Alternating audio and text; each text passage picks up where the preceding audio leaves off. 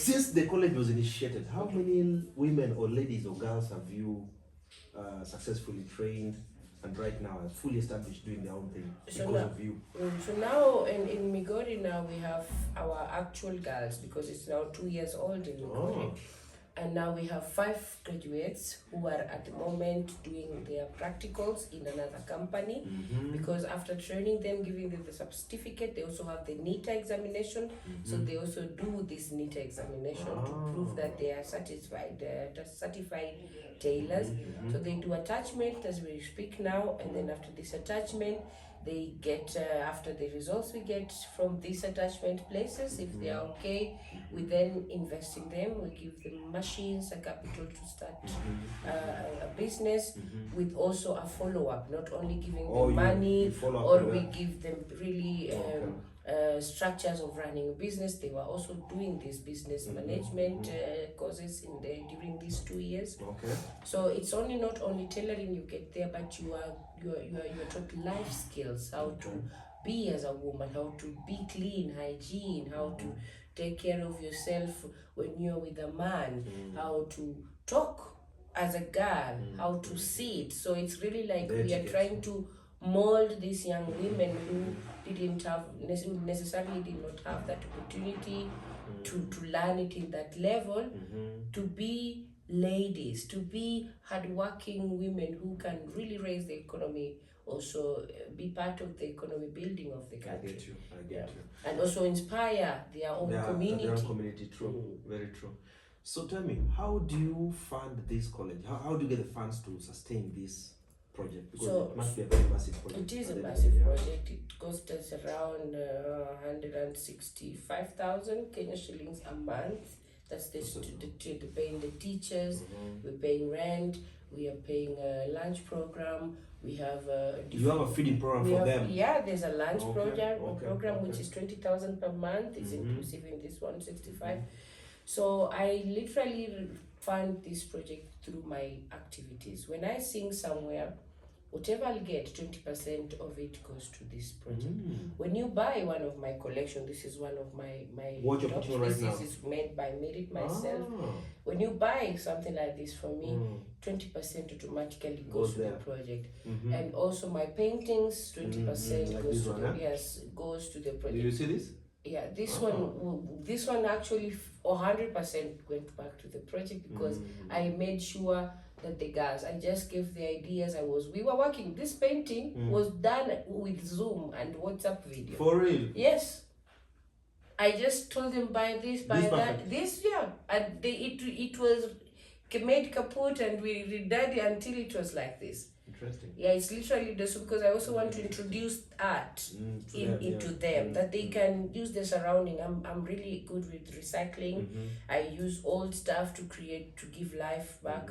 So I want to try to install that in them, that they don't have to wait for a big investment to start a business. They can collect bottle tops and create things that can be recycled, and they can start earning a living. Is this part of your work? This is not part of my work, but this is also something that we can do this. All right, I get you. So another thing is also I cook in Switzerland. In fact, you're a chef. Yeah, I'm a chef. I have a project under Ufogi.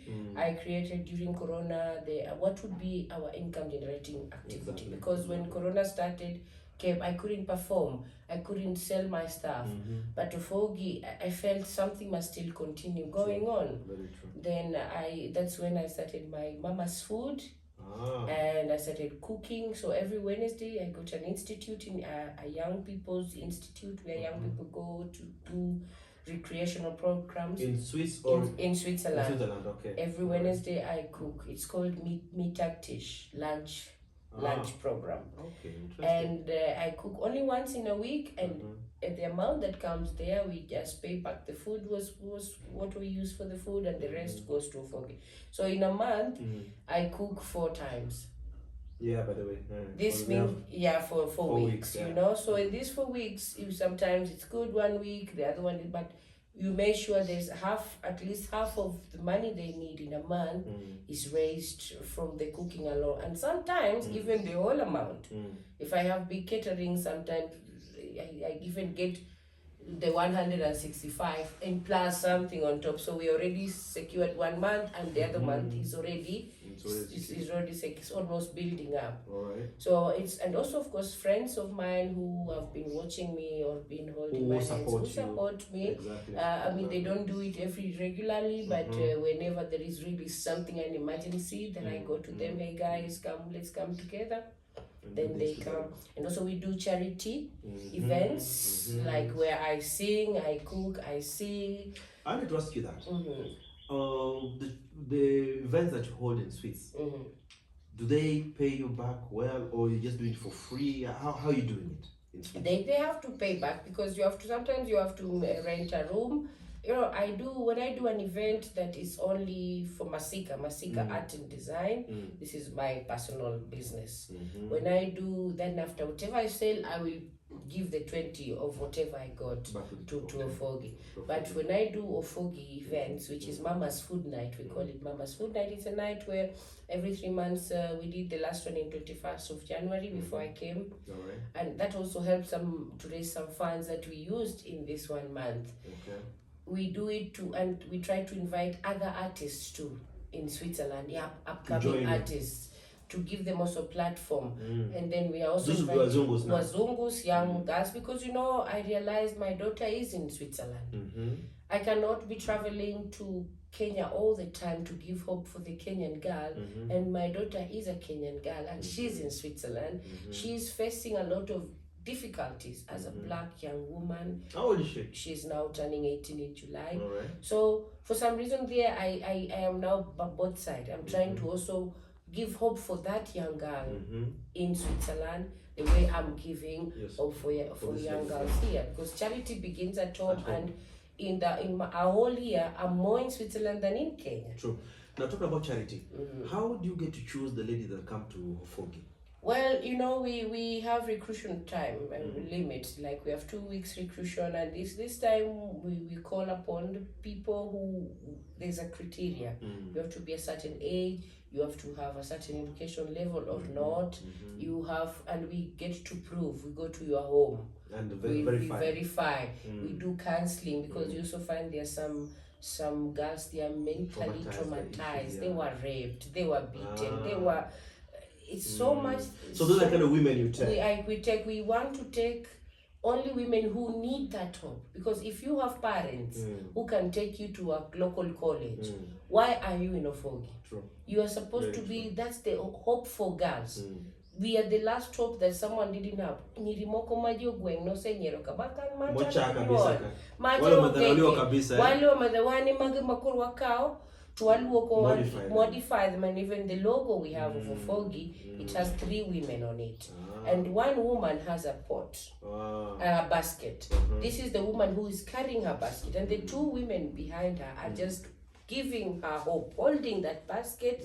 So we create new hope. The sun on the logo is the hope. Makes a lot of sense. Because I cannot carry your life. I will just help you to get the skills and maybe give you some tools you need for you to do you. Now tell me, do you have any plans, or have you already partnered with some serious organizations that can also help you fund and sustain the project that you're having in Kenya and in Swiss, or you're just doing it alone? You want to do it alone? At the moment, you know, for the first pilot, you know, I did a pilot. I know what it takes to run a project. I did a 3-year pilot in Kisumu. There were so many things I learned that were not necessarily encouraging. And through this thing I learned, I decided before I go to big organizations and ask for money, I myself as Claudia, I want to see success.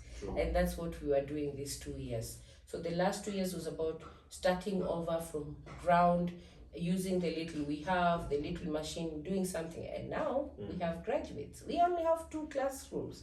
So now I feel like in this year we are ready now to go to funders, to sponsors, to companies. Hey, we are here supposed, because we are showing results. We can show the quality of education we are giving. It's not just because it's for poor people or for people with cheap education. Our girls, when they went for the NEET examination, they were literally helping other girls from other institutes. And they don't even have enough machines.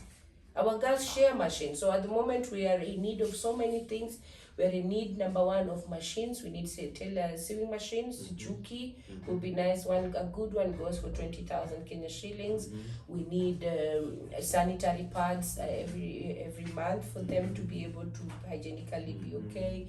We need the lunch program to be funded because it's about looking priority. True. What makes us run. But the main goal for us this year is to start our building. Okay. We have space now to build our new classes because we can only take 10 girls per year.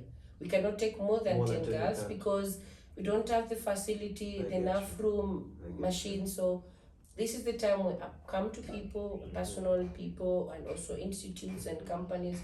It is time for us to get your help. It is time for you to help us with anything you can. It can be one bag of simiti, it can be one lorry of sand, whatever it is. It can also be a gunia of rice. True. For the lunch. Fortunately, Radio Victoria has already partnered with you, from what I know. Yeah, now we are partners. We are partners already. And we hope to do more together. Yes. And enlighten people about what you're doing on the ground. And my sister Flo came to your graduation from Radio Victoria. She's in Homa Bay.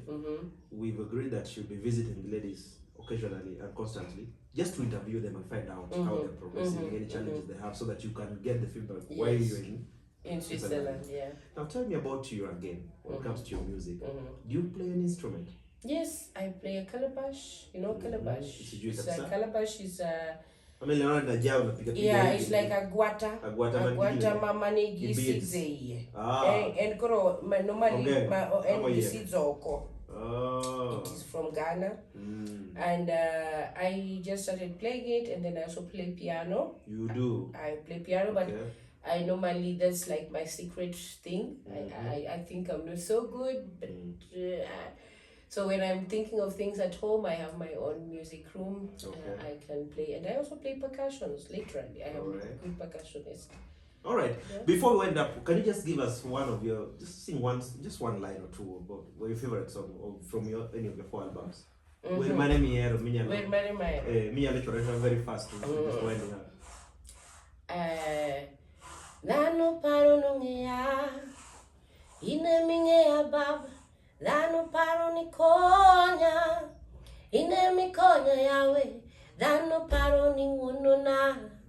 To ine mingonuna, dano paro ni telona, ine mi telona, baba tinga. That's gospel. Tinga malo, baba tinga, tinga malo, baba tinga. Very interesting. That's Claudia Masika for you there from Switzerland, but she's a Kenyan Nyaluo. Modak Loka. But the thing she's doing so much to help our ladies in this country. And also doing so much in Switzerland. She's like our ambassador. I should be. And you know, that's the thing I was saying to the Kenyan embassy. Exactly. They should start to, they never come to my events. I've invited them, and we are here, we are there, but we don't get the support from our people. When I do a concert, foreigners flock my concert. But even Kenyans, they feel when they pay 20 francs to see me, I'm already rich, and that's the most sad. It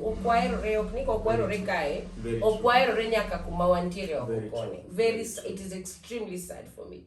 I've been once somewhere, I was the only black person. I was surrounded, I cried. I was literally scared. One euro tenge. We are our own enemies. We are our own enemies. It is the most saddest thing, but we cannot change the world. We can just, do what we can to make a difference. Thank you so much for your time, Claudia. I wish you all the best when you're traveling back. Thank you. It was nice talking to you. Ladies and gentlemen, that's Claudia Masika for you. We'll be talking again with her a lot more. Thank you. Thank you so much.